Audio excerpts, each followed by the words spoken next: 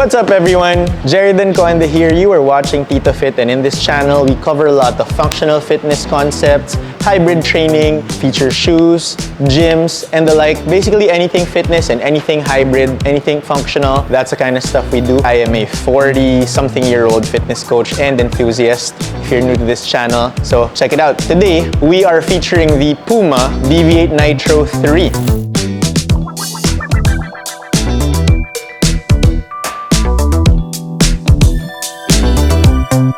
So this isn't a new shoe. It's been out for a while now, but this is a new colorway. It comes in the Hyrox livery.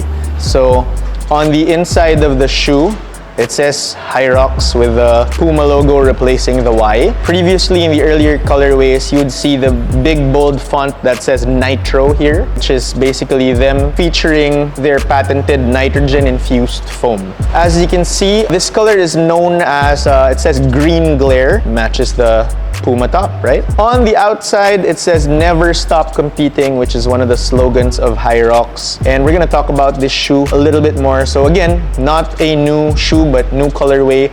And if you have been looking for a shoe for Hyrox, you may want to consider getting this shoe.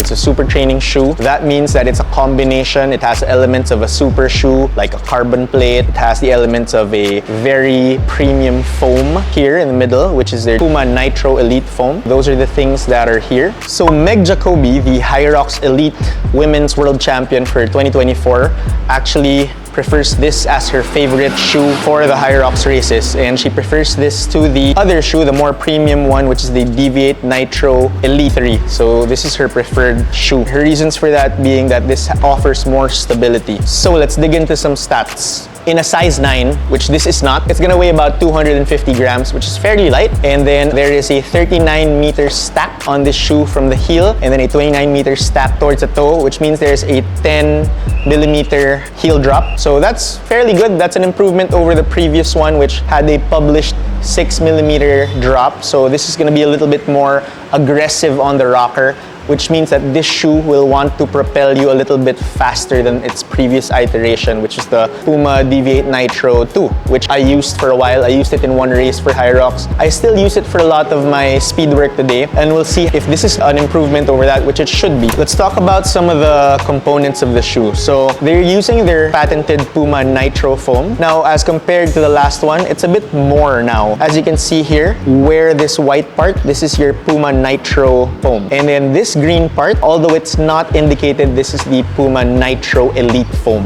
which is a bit more responsive as compared to the cushion for this. So the Nitro foam is focused more on cushioning, while the Nitro Elite foam is focused more on response. And in the middle, you have a full-length carbon plate, which Puma calls a power plate. And then out here on the soles, you can see this green stuff. This is their Puma grip, which a lot of runners are raving about. Supposedly one of the best grips when it comes to running shoe. So there's the Puma grip, and then you can see the power plate right there. Right off the bat, I can see that this is a good shoe for running on smooth surfaces, but maybe if you do tend to run on rough terrain or rocky patches, this might not be the best thing, because this is definitely going to have a few rocks stuck in here, and that might not be the best thing. As far as I understand, there's a Deviate Nitro Trail coming. I'm not sure if it's out already. Let's move on to the upper. So this is an engineered mesh, according to Puma. And I saw a video where it doesn't look too durable, if you ask me, but they tested it and it actually was more durable than they thought it would be, right? So this is an engineered mesh compared to the previous version, which was more of a traditional upper with a lot of cushion. This one is more sock-like in the feel. So if you like a sock-like upper, this might be the best for you. And then over here, we have a gusseted tongue, so that you don't have the problem of that tongue of your shoe moving around when you're running, especially if the size is a little bit off for your foot. First impressions about this shoe, the toe box is a bit narrow. So this is a size 10.5. I actually did have to size up for this. I normally wear size 10s, but for this one I had to size up and it still felt really snug. If you have wide feet, this might not be the best shoe for you. The improvements in this shoe, they're supposedly saying that this shoe is a little bit more cushioned, like I said previously with the Nitro foam, going a little bit more towards the bottom. With the previous version, the Nitro foam was mostly in the heel, but now you see that it extends all the way to the toe here. So they say that gives the shoe more cushion. With the stack heights and the heel to toe drop, definitely this shoe might sound like it wants to go or propel you a lot faster, so we will see about that. Now, do I think that this shoe is the best shoe for Hyrox? We will find out.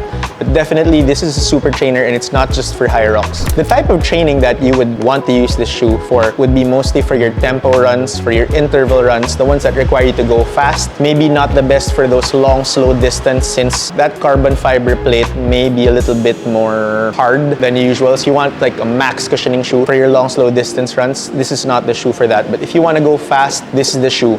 Maybe even 5-10K races. If you want a do-it-all shoe, this is definitely a good choice. Talk about competitors in this segment. I've been hearing a lot about the Asics Magic Speed 4. If you have wide feet, I think that favors people with wider feet a little bit more. And then the other shoe that I've been hearing a lot more that this is compared to a lot is the Saucony Endorphin Speed 4. If you've made it this far, please don't forget to give it a like and subscribe to our channel because that does help us out a bit. Again, I'm Jeridan Conde and thank you for watching. See you next time.